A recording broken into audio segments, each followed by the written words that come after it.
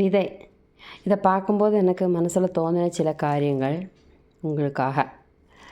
எத்தனையோ விதைகள், அதோட மரத்தை பார்த்தாலும் இலையை பார்த்தாலும் நமக்கு கண்டுபிடிக்க முடியாது இந்த விதை தான் சொல்லி. ஒரு விதையில் விருட்சம் ஒழிஞ்சிருக்குன்னு சொல்கிறாங்க. சின்ன விதைகளில் அதோடைய எல்லா கான்ஸ்டிவென்ஸும் ஹிட்டனாக இருக்குது. அழிவில்லாமல் இந்த செடி கொடிகள் நமக்கு பயன் தரணுங்கிறதுக்காக ஆண்டவன் படைச்ச ஒரு சிசு. இதுதான் விதை. இந்த விதையே இப்போ பிள்ளைகள் சாப்பிட தொடங்கியாச்சு. என்னாலும் பஞ்சம் இல்லாமல் அந்த மரத்துலேருந்து நிறைய விதைகள் உண்டாயிட்டே இருக்குது. மண்ணுங்கிறது எதை போட்டாலும் அதை தன்வயப்படுத்திக்கிறதுக்குள்ள தன்மை உள்ளது மண். நிறைய பேர் சொல்லியிருக்கிறது தான், நான் புதுசாக சொல்ல போகிறதில்ல. இப்போ ஒரு குப்பையை போட்டாலும் அது கொஞ்ச நாள் கழிஞ்சு அது மண்ணோட மண்ணாக ஆகிடுது. எந்த அழுகக்கூடிய பொருளும் அந்த மண்ணில் போட்டால் தன்வயப்படுத்திக்கிறதுக்குள்ள தன்மை மண்ணுக்கு இருக்குது. ஆனால் ஒரு விதையை போட்டால் மட்டும் அதை அழிக்காமல் அதை மரமாக உருவாக்கி என்ன அழகாக நமக்கு பலன் கொடுக்கறது. அந்த மண்ணுக்கு அந்த அந்த வேர்திரிப்பு, அதை திரிச்சறியறது, அந்த ஒரு பிரித்து பார்த்தல், எப்படி புரிதல் இருக்குது. மண்ணுன்னு சொல்கிறோம், தலையில் களிமண்ணாங்கிறோம். ஆனால் அந்த மண்ணுக்கு தெரிஞ்ச உண்மை நமக்கு தெரியலையே. நம்மெல்லாம் கிடச்சதெல்லாம் திங்கணும்னு பார்க்குறோம். ஆனால் மண் தான் எதை அழிக்கணும் எதை உருவாக்கணும்னு தெரிஞ்சு வச்சுருக்கு இல்லையா. விதையை போட்டதும் அதுக்கு வாழறதுக்குள்ள வழி கொடுத்து, நீர் கொடுத்து, நைட்ரஜனை கொடுத்து, ஆக்சிஜனை கொடுத்து அது வளர்கிறதுக்கு எல்லா விதைகளும் பண்ணி வளர்த்தது. இந்த விதையைத்தான் நம்ம பஞ்ச காலத்தில் சூழ்ச்சி பத்திரப்படுத்தி வைக்கணும்னு சொல்கிறாங்க.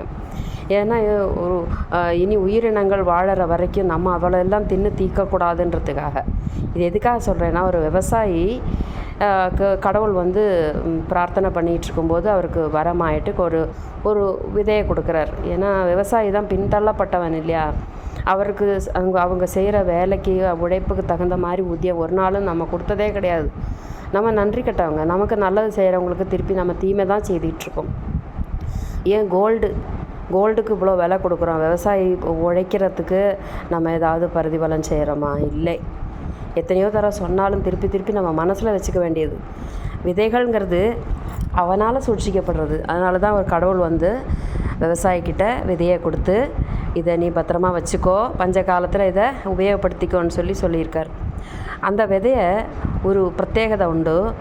இதை விதைச்சா ஒரு நாளில் அது மரமாக ஆகி உங்களுக்கு இப்போ கனிகளை எல்லாம் தந்துடும். நீ இவ்வளோ கஷ்டப்பட்டு மண்ணை கொத்தி பண்படுத்தி அதை விதையை போட்டு அதுக்கு தண்ணி ஊற்றி ஒரு மாதம் காத்திருந்து விளைச்சல் பண்ண இவ்வளோ கஷ்டப்படுறியே, அதனால் நான் அந்த ஸ்பெஷலான ஒரு விதையை தரேன். இதை வச்சு பெட்டன்னு இன்னைக்கு போட்டால் நாளைக்கே விதை முளைச்சி உங்களுக்கு அதோடைய இது தரும், ஈல்டு தரும் அப்படின்னு சொல்லி கொடுத்துருக்கார். ஆனால் அதை வாங்கி பத்திரமா ஒரு பெட்டிக்குள்ளே மூடி வச்சுட்டு அவர் எப்போதும் செய்கிற மாதிரி வேலையை கண்டினியூ பண்ணிகிட்ருக்கார்.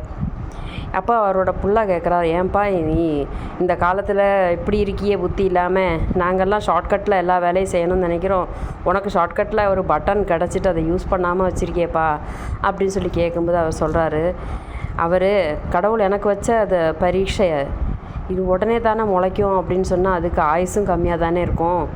நான் ஒரு குழந்தையானாலும் அது வளர்கிறதுக்கு 9 மாதம் எடுத்துக்குது. ஷார்ட்கட்டில் அது கிடைக்கணும்னு நினச்சா அது குழந்தையாக இருக்காது, வேறு ஏதாவது ஃபோட்டோ காப்பியாக தான் இருக்கும். அதுபோல் தான் விதைகளும் அதுக்கு வளர்கிறதுக்கூடிய சமயத்தை டைமை கொடுத்தா தான் அது அதோட குணத்தை அழகாக நமக்கு கொடுக்கறது இல்லையா. அதுதான் அவர் சொன்ன உண்மை. அதனால தான் இப்போ எல்லாமே ஷார்ட்கட்டில் கிடைக்கணும் அப்படின்னு நினச்சிட்ருக்கோம். ஷார்ட்கட்டில் கிடைக்கிறது அட்வைஸ் தான். அந்த அட்வைஸை யாருமே கேட்டுக்கிறது இல்லை. முடிஞ்ச அளவுக்கு ஒரு தடவை சொல்கிறதுக்கு 10 தடவை சொன்னால் அதை கேட்பாங்கங்கிற ஒரு நம்பிக்கை தான் திருப்பி நம்ம சொல்லிக்கிட்டே இருக்கோம். ஸோ விதைகளை நம்ம நல்லபடியாக பாதுகாப்போம். இப்போது ஆரோக்கியத்தை மெயின்டைன் பண்ணுறதுக்காக இப்போ விதைகளை தான் எல்லாம் சன்ஃப்ளவர் சீட்ஸு, நிலக்கடலை, ஷியா சீட்ஸு, அது இதுன்னு எல்லாத்தையும் டைரெக்டாக சாப்பிட சொல்கிறாங்க. இதெல்லாம் விதைச்சி போட்டால் எத்தனையோ செடிகள் வரும். பயிரெல்லாம் போட்டால் எத்தனையோ செடிகள் வளரும். அதுக்கெல்லாம் இடமே கொடுக்கறது இல்லை. இப்போ நம்ம அந்த பயிரிடுற இடத்தையும் வீடு கட்டியாச்சு, பாம்பு வாழற இடத்தையும் வீடு கட்டியாச்சு. அப்போ நம்ம இப்படி நெருங்கி காட்டுக்குள்ளற வரைக்கும் போய் வீடு கட்ட தொடங்கிட்டோம். மனிதனுடைய சுயநலம் ஜாஸ்தியாகிட்டே இருக்குது. அப்போது விலங்குகள் எங்களை ஆக்கிரமிச்சது அப்படின்னு சொல்கிறது தப்பு. நாம் தான் விலங்குகளையும் பயிர்களையும் அழிச்சிக்கிட்டு இருக்கோம் என்ற உண்மையை நம்ம புரிஞ்சுக்கணும். எப்போவுமே ஒரு உணவுப் பொருள் கிடைக்கும்போது அதுக்கு கடவுளுக்கு நன்றி சொல்லிவிட்டு அதை என்றைக்குமே அழியாமல் நம்ம பாதுகாக்கணும்.